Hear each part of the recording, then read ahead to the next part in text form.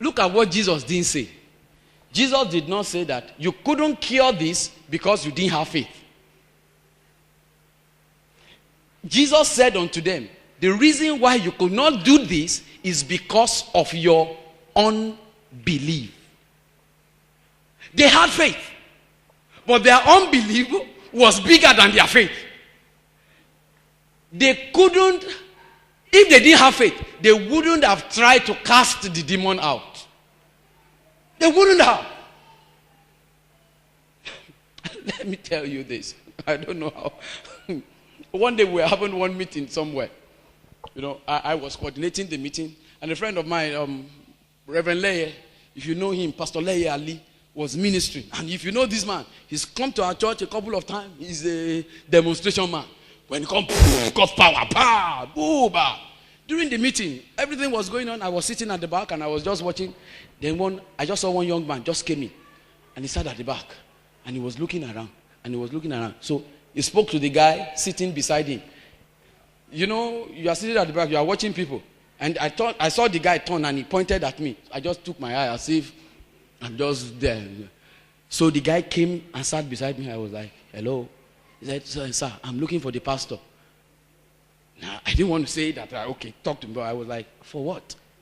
And he said, somebody just died. Eh? He said, somebody just died. And I want us to go and raise the person up. You say, no.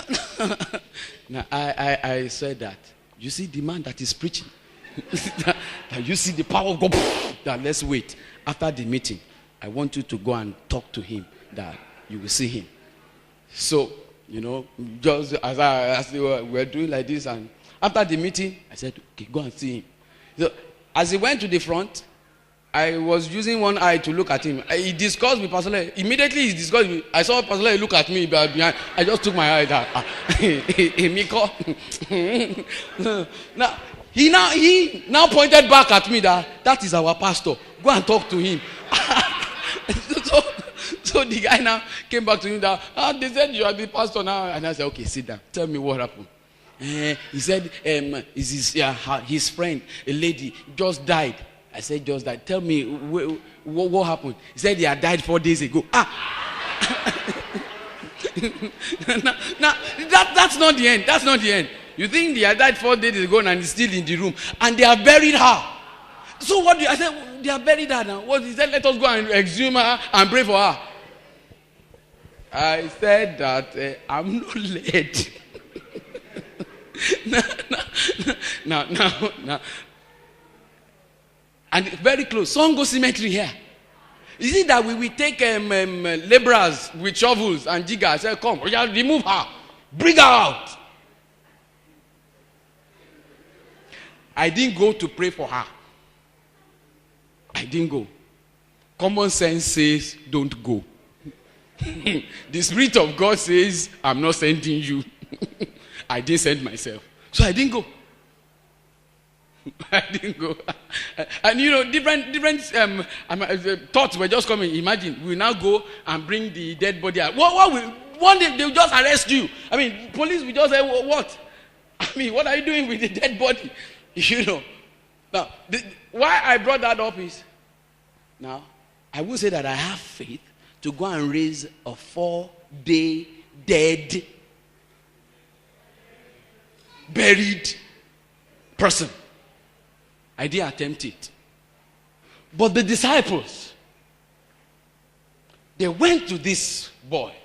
Said, come out! Because they remember that Jesus Christ has given them authority. They went out and they came back telling Jesus that even the demons were subjected to us. So they were expecting the same to happen. So they stepped up to the boy and they were like, come out. Now what am I saying? That it's possible for you to have faith and at the same time have unbelief. That's what I'm trying to drive at. It is possible for you to have faith because the disciples had faith. But their unbelief, they didn't realize that their unbelief was so big. Now listen to this story. I heard this from one man that is called Andrew Womack. Andrew Womack.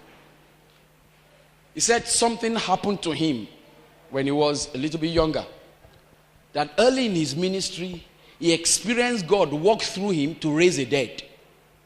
To raise the dead man. He said because of that, he was so fired up by God. And that in all his meetings, he always believed for miracles. And that there was this meeting he was having one day. That immediately as he came to the front, he just saw that there was one man sitting, crippled, sitting on a wheelchair. He said he couldn't wait to finish preaching, to go and pull the man up. God does raise the dead. What is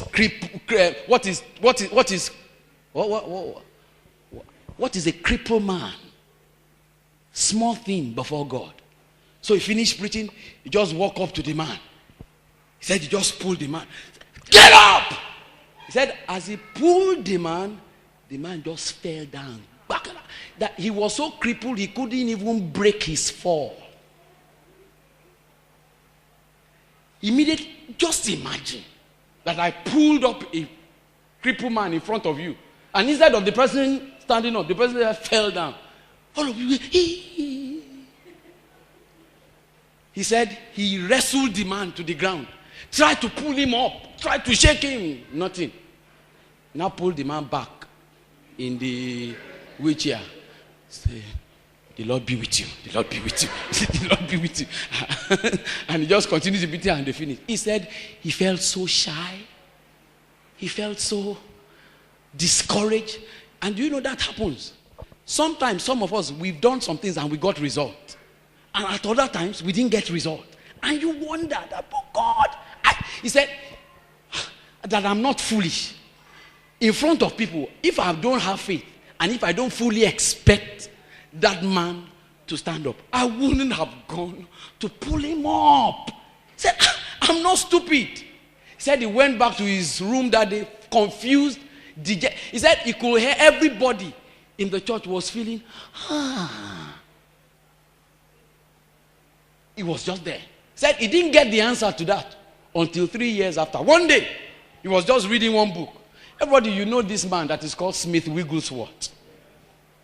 He said he was just reading one of the books of Smith Wigglesworth, and he was just reading it.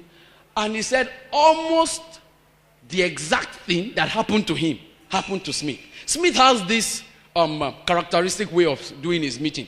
When he starts a meeting like this, if it's not a teaching meeting, if it's a healing meeting, you know what he does? He comes to the front and he says that the first person that gets to the front will get healed of any disease. The first person. So after the person comes, prays for the person gets healed, then he will now teach and he will now start ministering to people. That's been his style. So people always look for that time. The first person, he said there was this meeting he was holding. 2 women brought their friend that had a big tumor, like a 9-month pregnancy. And they were sitting at the edge of their chair. So as Smith Wigglesworth came to the front and said, the first person that comes, they just rushed the woman to the front. One was standing on the right side, the other one on the left side. And he looked at the 2 friends. He said, leave her. They said, we can't leave her, she can't stand. I said to you, leave her. Immediately they took their hands off. She just fell right on the tumor. She just fell in front of like that. Just the way all of you did. He said there was groaning in the congregation. Everybody, nothing happened. Smith said, pick her up again. And after they picked her up, he said, leave her. This one said,